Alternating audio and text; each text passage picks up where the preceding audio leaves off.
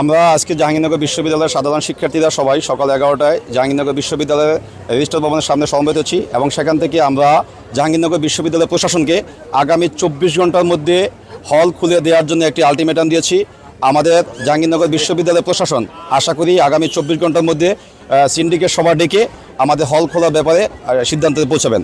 যদি আগামী 24 ঘন্টার মধ্যে হল খুলে দেওয়া না হয় তাহলে আমাদের পরবর্তী পদক্ষেপ আমরা সাধারণ শিক্ষার্থীরাই ঐক্যবদ্ধভাবে গ্রহণ করব।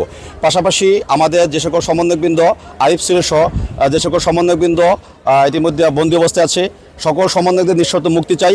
যারা নিহত হয়েছে তাদের যারা নিহতের সাথে যারা জড়িত তাদের আইনি আওতায় যাতে দৃশ্যমান শাস্তি দেওয়া হয় এবং আমাদের যে 9 দফা দাবির জন্য আমরা রাজপথে আছি অতি সত্বর যেন আমাদের সেই 9 দফা দাবি বাস্তবায়ন করা হয়। এর জন্য কিন্তু আমাদের আজকের জাহাঙ্গীরনগর বিশ্ববিদ্যালয়ের বৈষম্যবিরোধী ছাত্র আন্দোলন আমরা একটি গণবিক্ষোভ মিছিল কর্মসূচি আয়োজন করেছি। আমরা আজকে গণবিক্ষোভ কর্মসূচিটি আমাদের কেন্দ্রীয় সড়কগুলো প্রদক্ষিণ করে এসে আমরা শহীদ মিনারে সমবেত হব এবং সেখানে সংক্ষিপ্ত সমাবেশের মাধ্যমে আমরা আজকে কর্মসূচি শেষ করব।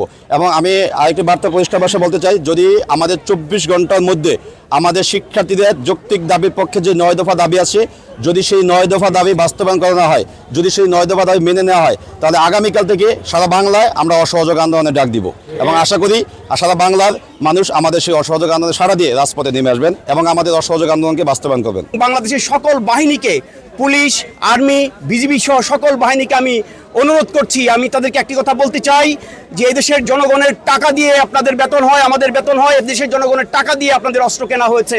আপনারা দয়া করে দেশের জনগণের টাকায় কেনা বন্দুক এবং গুলি সেগুলো আমাদের সন্তানদের বুকের উপর আর চালাবেন না।